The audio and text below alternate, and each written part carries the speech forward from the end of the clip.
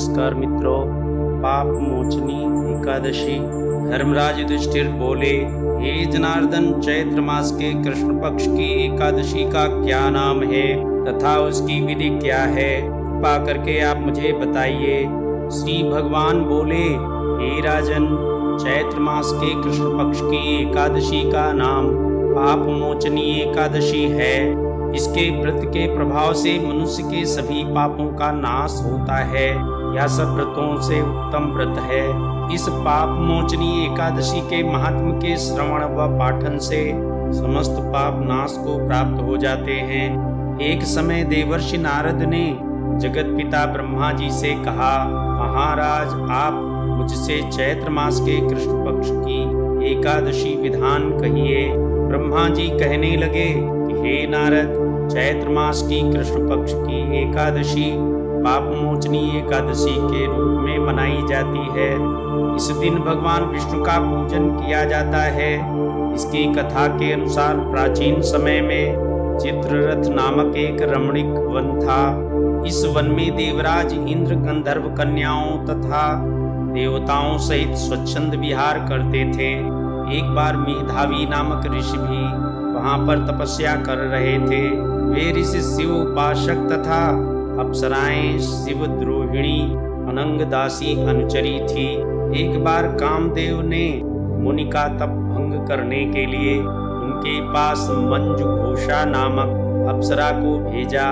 युवावस्था वाले मुनि अप्सरा के हाव भाव, नृत्य, गीत तथा कटाक्षों पर काम मोहित हो गए।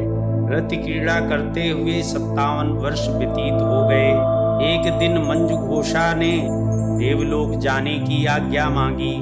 उनके द्वारा आज्ञा मांगने पर मुनि को भान आया और उन्हें आत्मज्ञान हुआ कि मुझे रसातल में पहुंचाने का एकमात्र कारण अप्सरा मंजुघोषा ही है। क्रोधित होकर उन्होंने मंजुघोषा को पिशाचिनी होने का श्राप दे दिया। श्राप सुनकर मंजुघोषा ने कांपते हुए ऋषि से मुक्ति का उपाय पूछा। तब मुनि श्री ने पाप मोचनी एकादशी का व्रत रखने को कहा और अप्सरा को मुक्ति का उपाय बताकर पिता च्यवन के आश्रम में चले गए। पुत्र के मुख से श्राप देने की बात सुनकर च्यवन ऋषि ने पुत्र की घोर निंदा की तथा उन्हें पाप मोचनी चैत्र कृष्ण एकादशी का व्रत करने की आज्ञा दी। व्रत के प्रभाव से मंजुघोषा अप्सरा पिशाचिनी देह से मुक्त होकर देवलोक चली गई। अतः हे नारद, जो कोई मनुष्य विधि पूर्वक इस व्रत को करेगा उसके सारे पापों की मुक्ति होना निश्चित है। और जो कोई इस व्रत के महात्म्य को पढ़ता और सुनता है उसे सारे संकटों से मुक्ति मिल जाती है।